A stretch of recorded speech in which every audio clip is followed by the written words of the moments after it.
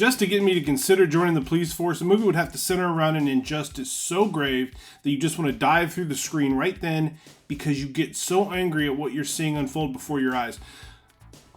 Or, in the case of 1984's Police Academy, you need pretty girls, you would need crazy personality, pranks, shenanigans abound, and the Blue Oyster Bar. Well, not because the... Damn it. Let's just hit rewind on this one.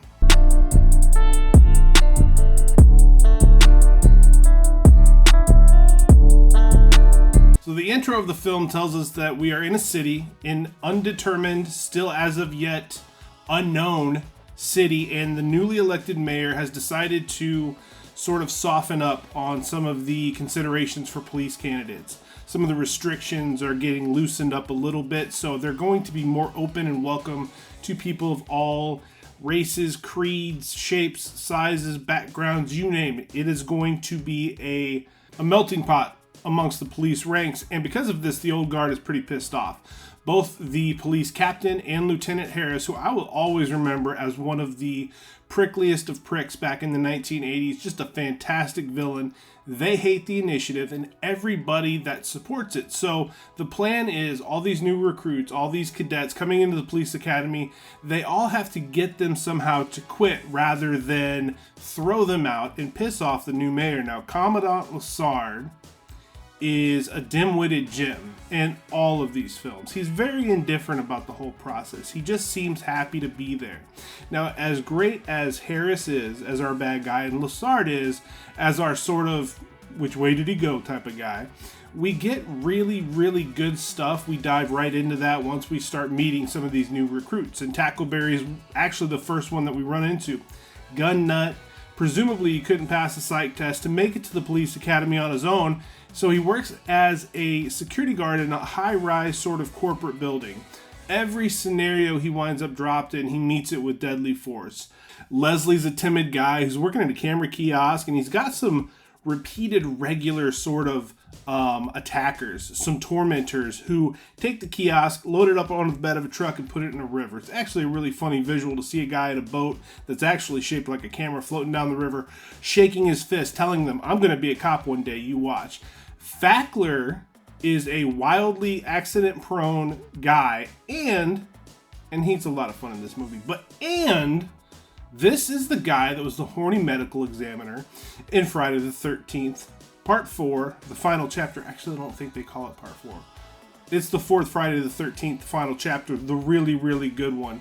And if he had just closed the icebox on that goddamn serial killer, Judy Aronson would still be alive in the Friday the 13th universe to this very day. My apologies, I get really worked up when it comes to Judy, but Hightower is a massive man who used to be a florist in the story, if you can believe that, and he's an instant favorite here. I believe he's played by Bubba Smith. I'm pretty sure I have that name right. I hope I've got it right, because he's a solid part of this film. You've got the Meek Hooks, who's just an absolutely adorable doll, a man masquerading as a Latin Lothario named Martine, Sound Machine named Jones. You guys all know him from Spaceballs as well as the Police Academy movies. Wildly talented, a staple of the 80s. And then you have Mahoney. Mahoney is played perfectly by a titan of the decade we know as Steve Guttenberg. And then the apple of Mahoney's eye in this movie is the lovely Karen Thompson. Way too pretty to be at a police academy.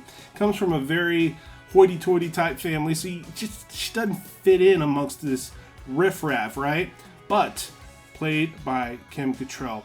And we'll be talking a lot about her and her movies moving forward, so you'll pardon the drool and the gaga that I spew out over this lovely, lovely creature. So Mahoney is in a bit of a spot when we meet him in this movie because he keeps getting himself into trouble. Luckily for him, though, he's got a friend on the force that keeps getting him out of the trouble. This time, though, after this latest incident in a parking garage, his buddy tells him, hey, the police academy is looking for cadets. If you go, you can't quit. You sign up, you go through the program.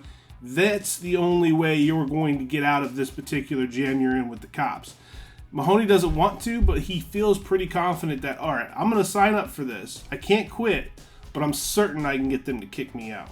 Therein lies the problem. Now, his plan, he feels like, is a good one because all he's got to do is cause enough trouble to get kicked out So at least he can say he tried. But as we mentioned before, the Academy won't kick anybody out. The people that hate this initiative, they want to make it seem to the mayor like they're giving it a go. But their plan is, we're going to put enough pressure on these cadets, we're going to make life hell, and in that way, they'll just quit. Only Mahoney can't quit. And that, ladies and gentlemen, is a union destined for hilarity and hijinks, and is the crux of the movie as we go forward. Now, you see, for me, the strength of the film is really the constant battle between Lieutenant Harris and Mahoney. Now, Harris finds himself a couple of snitches among the ranks, and he tasks them with getting something on Mahoney that he can use. So when they get a weekend off, there's always a party thrown, and Lieutenant Harris says, go find out where the party is, and then advise me on what's going on. Maybe there's something that we can use there. Mahoney gets wind of this, and in a hilarious scene, he tells them that the party, or he gets information to them via Leslie, that the party is going to be at the Blue Oyster Bar. Now, this bar is very Vito Spatafor, if you're a Soprano fan. Biker outfit, thick mustache, just, a bunch of rough and tumble guys that like to wrestle around with one another. No disrespect. Gives us some of the most hilarious stuff in the movie, though, as the two snitches wind up getting in there, and they're not allowed to leave until they spend all night dancing with the patrons. I cannot do justice with what I say about this scene with any words of mine, because it's that funny. It's something that you need to see firsthand. And can we please put some respect on Sergeant Callahan's name, played by Leslie Easterbrook, also known as Mother Firefly from Rob Zombie's Twisted Mind. She's a standout here as a firm but sexy, almost to a terrifying degree, police instructor. We got our Latin lover, Martine, who's actually just I think is a Detroit guy, but he uses that accent because it draws the ladies in. And I can tell you, he is putting all the ladies at the academy through the paces until he runs into Callahan, who breaks him their first night together, causes him to fall in love with her. And I gotta tell you, Martine, great character, entertaining, but he is going to be really pissed when he goes home and meets her family. Those fireflies are not to be trifled with. Now listen, this movie is not for the faint of heart. This comedy is comedy that probably wouldn't fly nowadays.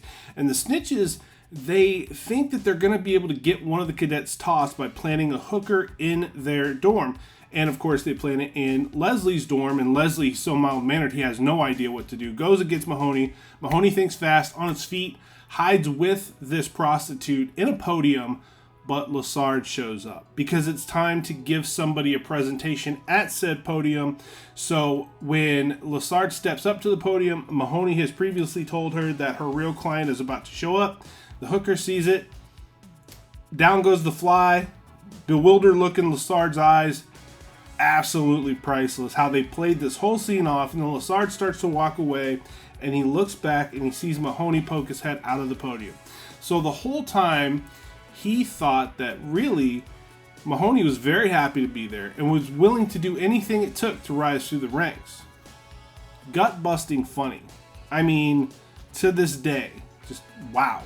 Now the so-called scrubs start getting really good at police work, and even though a few of them do fall off, we're heading towards most of our favorites in the film graduating. Hightower, like I said before, he's a standout here. And he's got a great scene with Mahoney because Hightower can do seemingly everything that a cop needs to do. He's massive and he's intimidating. And if he tells you to behave and follow the law, you're probably going to behave and follow the law. But he gets to a point where he does not remember, or he's not very good with driving a car. So Mahoney takes him out late at night, teaches him how to drive all over again, and back in the day, I really thought you could take car seats out the way that Hightower took those car seats out. Then, though, we get to a point in the movie where one of our snitches uses a very racist comment towards Hooks. And everybody, it's like when the record skips at a party. Everybody looks at Hightower, who calmly descends the stairs, grabs hold of the car that the snitch is sitting in to hide from Hightower, and flips it over onto its top. Gets himself kicked out in the process, has to go back to the floral shop and take his old job back, but tone-setting part of the movie. And I love the fact that the snitch has got some comeuppance because they were assholes in this film, and they were supposed to be, so they did their job well. But anything Hightower was in this movie, I was glued to. Fun climax because Fackler, who's kind of a bit player, but he winds up triggering this entire riot at the very end of the film because he is partnered with another guy. They're out on the street, and he tosses an apple out of his car window. Hits a guy. He thinks the guy coming down the street is the guy that hit him with the apple, so he punches him. They wind up going through a bar window. Bar breaks out into a huge brawl. I can't even explain to you how the whole thing unfolds, but the whole city is in chaos. There's a riot. All cops, cadets, they all have to get in their riot gear to save the city from all this unrest. And in the confusion, our snitches end up back in the Blue Oyster Bar. And as they shut the door behind them, because they're trying to hide from the mob outside, the mob inside is really where they don't want to be, because we hear this blood-curdling scream. I mean, it is so priceless. I mean, what a movie. What a good time this was to sit back down with. There's nothing better than getting reacquainted with the film 20 years after you've seen it for the last time and having an absolute blast with it. I mean, the story here, it's nothing revolutionary, but the characters really make the movie. They breathe life into it. And they're so unbelievably fun that when they're on the screen, you just don't want to really take... Even Hooks, she's a very bit player, but she has a great scene in the end where she finally uses his voice that's been squeaky the whole time, and she puts a guy in her place at the most important of moments.